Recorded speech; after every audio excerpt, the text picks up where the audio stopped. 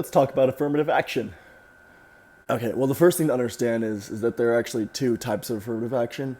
There's, the admissions affirmative action, like what we're talking about with the Supreme Court, and then there's outreach programs, which make sure that people from underserved communities have the right materials and, have a clear pathway to go to university, if you're ready for it and all that. The second one is great, should be continued, will be. Now, the first one, you actually don't want to be a beneficiary of. And frankly, we don't need it. We've never needed it. And all it's done is hurt the black community by lowering the amount of people working in STEM careers, giving us exorbitant amounts of tuition fees, and increasing our dropout rate, which is shitty and is really only spurred on by the fact that the highest level, the most elite institutions want us as decorations on their campus.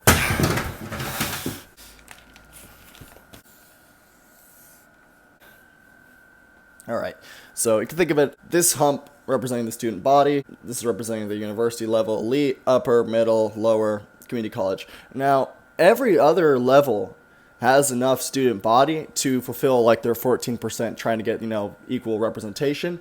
The only level that has trouble is the highest tippy top. And basically what they end up doing is they get the students from the upper to make their shit equal. And then the upper has to take students from the middle, and the middle has to take students from the lower, and so on and so forth. And the bottom level has to take kids who probably wouldn't be in college and who are not going to benefit really from university education like that, and who are very likely to drop out, which sucks. But yeah, that's the way it is.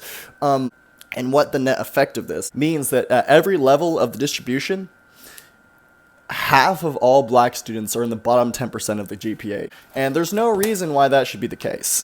And what this also means is that kids who are in the most with the most rigorous degrees, say you're really good at math, say you're like best in 1,000 or best in 10,000. Well, in those elite colleges, those most elite colleges, the average student there might be the best in 100,000 or even higher. And so even though you'd be normally fucking killing it at math, you go to one of these colleges and suddenly you feel crappy and suddenly the curriculum is, really difficult. And so you switch from like a hard math major, hard engineering major, hard science major into music arts, which is fine. But, it's less pay and less rigorous. And, as far as trying to get the best outcomes from the money you're spending into your degree, really want those good STEM fields. Those really pay the best. Political science, economics, music, arts, I kind of even named it a little bit in that order. Those are less likely to get you jobs after you graduate, unfortunately. Those things are more like, you also just have kids who get there and be like, fuck, well, this is way too hard. I'm not smart enough to do this. And they drop out, even though they would be fucking killing it if they're actually matched for their schools. And as I said, these effects are non-race specific. You see the same effects from kids who are the children of alumni who get special privileges and get to go to the fancy school even though they don't belong there, equally likely to drop out, equally likely to switch majors to something less rigorous. And it should be kind of obvious. Obviously, you want to be matched for your class. You don't want to be in a class that's way too easy for you. You don't want to be in a class that's way too hard for you. You're going to learn the most and get the best grades and be challenged at you want to be challenged at the right level for you to push yourself forward. When it comes to, with a university degree, having better grades is usually better than the more prestigious university that you go to. So there's also that to consider. Now, a lot of people ask questions like, well, maybe that the tests themselves and all this, the whole system is kind of rigged. There's no good evidence for that. If anything, universities and the university testing system is way less rigged than the rest of society. And you can just bear that up by the fact that the SAT scores are a good predictor of overall life success, but they actually slightly overpredict minority success. So meaning that, the SATs are not weirdly culturally biased or anything like that, are more difficult for a certain race to take on. And actually, if anything, culturally biased questions actually produce less difference in test scores instead of more difference. That might seem backwards at first, but you could think about like the classic example of if you ask kids to do math in terms of money, it might be easier for a lot of kids than if you just go straight to abstract math. You know what I mean? People will have more of a connection to that, and it seems more obvious. So a cultural bias in the test is not the problem. Some people might just make the argument that, well, we're talking about this negative effect after school might be the cause of overall just life adversity, and so that this could be a way to equal out the scales. I would argue that the last place you want to equal out the scales is at the last step of your educational life. You might want to look at the high schools or elementary schools or junior highs, and actually really at the end of the day, because that actually doesn't do as much as you would think, you really want to try and do like family interventions. And I'm not saying like the state get involved, but hey, parents, dads, more like get more involved in your kids, or doing things. And folks like Robert F. Kennedy will talk a lot about this. How about improving the water in the city? Maybe that's poisoning all the kids, which is a pretty good point.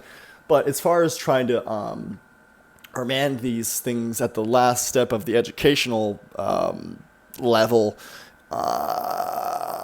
they don't help. Anyways, none of this means that black people are not going to be successful anymore. That's preposterous. Black people were going to college before affirmative action and will go to college still after. The overall net effect it will have because of that bottom level, like I said, because when you pull on the top, it brings up the bottom. So that bottom level of folks will probably not go to college, but at that level, the dropout rate is so incredibly high that admitting at that level has worse effects than not admitting. And most of those kids, and actually kids throughout the entire fucking level, actually, would really benefit from going to career school. I'm a big, advocate of career schools. I think they're a great thing. And these days, when everyone has a university degree doesn't actually carry the same weight that it used to. So if you actually want some good life skills that'll get you a good job, career schools are a better option. And by the way, this whole time, we haven't even addressed the fact that this is fair to other minorities like Asian folks who have to score higher than white kids to get fucking the same treatment, because that's just the way the system is rigged. Because Asians, they fucking do too well, and that they obviously have it easier because they come from intact families that, don't watch TV. Oh, geez, what are we going to do? But, yeah. Anyways, yeah, a lot of this stuff is annoying to talk about. I never wanted to fucking talk about it. Leaving it up to people like Jordan Peterson, who looks like he was about to die, for trying to broach the subject, which is unfair of stress for me to put on him. So, anyways, to put it bluntly, I would never want to accept the benefits of affirmative action because there aren't any. You get to go to a school that's going to be too difficult for you, and you're more likely to drop out or switch majors, simply put. And as I said, these tests like the SAT and ACT, whatever, they're not culturally biased. And to agree that they were, that would actually get rid of some of the disparity. Yeah. Anyways, it's not helpful. Never was. And then you kind of have the really perverse fact. And this, I think, is like kind of the most egregious and kind of backwards outcomes. It's like, well, this is definitely not what this is supposed to create. That, if you were a hardworking fella who is well matched for their school, and, you're a minority, or assuming you're black, and, you're working as a doctor, someone who comes to you and is like worried that your qualifications might be lower because you're an African American, they're actually kind of justified in that situation, because there's like a standard deviation difference between Asian students and black students who graduate from med school or law school. And that's like fucked up. If you go to a specific person who graduated from Harvard, you should know that they're at a specific level.